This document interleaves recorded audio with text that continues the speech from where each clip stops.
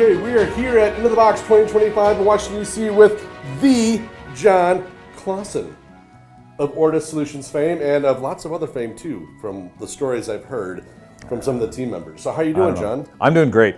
I'm great. It's great to be here and another Into the Box.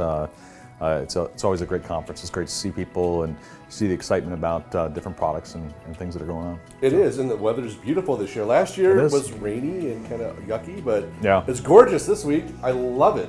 I love it. So over the years, you've had many different nicknames. Some like Captain Container.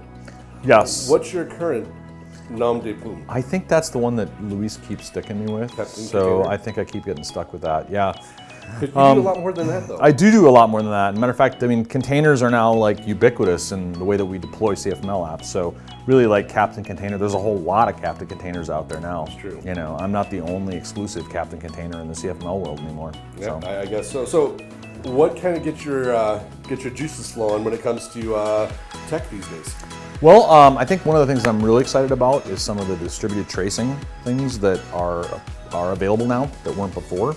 It used to be that in the days of old CFML apps, you had one server and you had to dig through log files and you had to go and like look at the whether it was HTOP in Linux or look at hit Control Alt Delete just to get the performance of the task manager. Yeah. And just to see what your system resource usage was, and then tracing and everything, like diagnostic of everything, became very cumbersome. We had great tools like Fusion Reactor, but those were only specific to an individual transaction start to finish. But now we've got all sorts of microservices that are in use out there.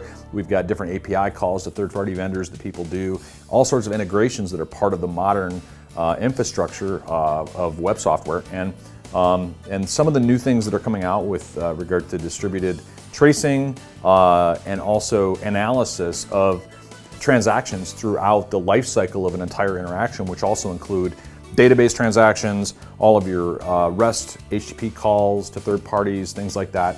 Those things can be really powerful and help you really fine-tune your application. So and then where are you aggregating all this information into? Yeah, there's a lot of tools out there to aggregate. There's Prometheus, there's Grafana. I'm a personal fan of the Elastic APM. I use that quite a bit. Yep, I do a lot of Elasticsearch work and a lot of Elasticsearch APM, Kibana, the whole Elk stack. It's custom logging, things like that. So yeah. You've got a session. Is it coming up today still, or it is? Yep, I have a session. Afternoon. Why don't you tell us about that? I have a session this afternoon on exactly that subject, which is to talk about distributed tracing and how you implement it and what kind of information it can provide and what kind of insights it can provide into both your software design, your database design, and also into the way that your transactions are maybe even being hindered by third-party services. So it's great. Yeah. Very nice. I know you've been in the biz a while. You've seen lots of ebbs and flows and the evolution of the language and everything else. Indeed. And I know that you are a very key contributor to BoxLang, released yesterday, version 1.0. And you want to tell us a little bit about your part of the effort? Well, I've been on board with BoxLang since the early days of the inception. Matter of fact, our initial planning sessions I attended and was happy to went to Spain. That was beautiful, in Malaga, Spain, and had a chance to contribute. I've also done a lot of the module development for the modules, as well as runtime development. And my wheelhouse for the runtime side of things has mostly been a lot to do with dates and dealing with date time information, and also some of the things around with the modular side around PDFs, the mail transactions, things like that. So I've done a lot of the heavy lifting around those areas. You have, and I've been seeing a lot, in the peripheral, watching, because we're all part of the team at Ortus, but seeing some of the really cool things you've been talking about. It's really exciting to see it come from idea to reality. It is. And we've got a lot of awesome features up here. What would you say maybe is your favorite feature of BoxLang? I think it's probably the most simple feature of BoxLang, which is that everything that we've ever seen at CFML up to this point has been coupled to the idea of it being a web runtime. And I think that over the years we've had people that have wanted to do Lambda, but the overhead and the speed was just not good enough for them to be able to use Lambda functions effectively as part of their everyday business and still use CFML. So easy enough. Well, no, yeah, and then so those folks would punt and they'd go to Python or they'd go to pure Java or something along those lines. But Now we're actually talking about a pure CLI native runtime that then can be enhanced with a Lambda wrapper, with a web wrapper, so many different possibilities in how that software gets utilized that just didn't exist 2 years ago. Unbelievable, right? Right, exactly. So I'm loving BoxLang. I know you're really loving BoxLang. Yep.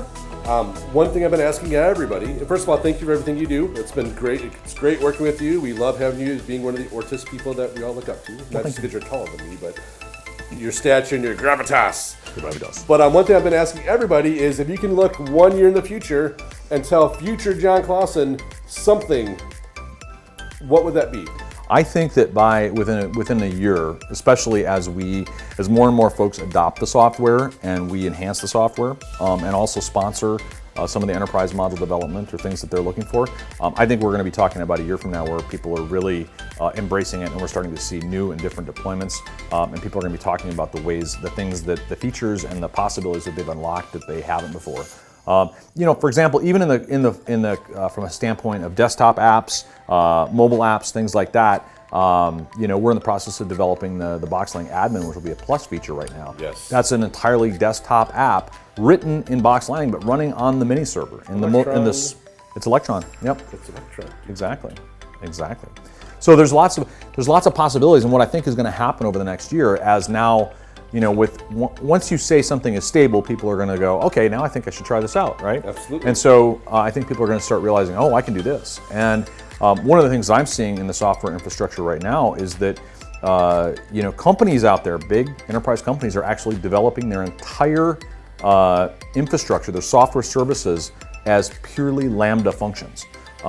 That's never been a possibility before. I know, that's awesome. That is really exciting to hear things like that. Yeah. And I realized I misphrased my question. What I meant to say was, you personally, Jon Clausen, when you tell future John, 12 months from now, you better have done this. What do you want to predict your future self? I'm not sure what you're asking on that one. Well, like for some people, that might be like, well, in 12 months, I want to have done my first Lambda deployment. Well, I want to do my first whatever. Yeah, I mean, a lot of my work. I mean, I think by that time that will have happened. Actually, I've already done my first Lambda deployment. But I think what I'm excited for in 12 months is that I think I will probably have helped a lot of people find solutions that they didn't even consider possibilities before. So. That's true. Well, you do that now, so you'll keep doing that, and we appreciate you for it. Thank you. So thank you very much. Have a great conference. Thank you.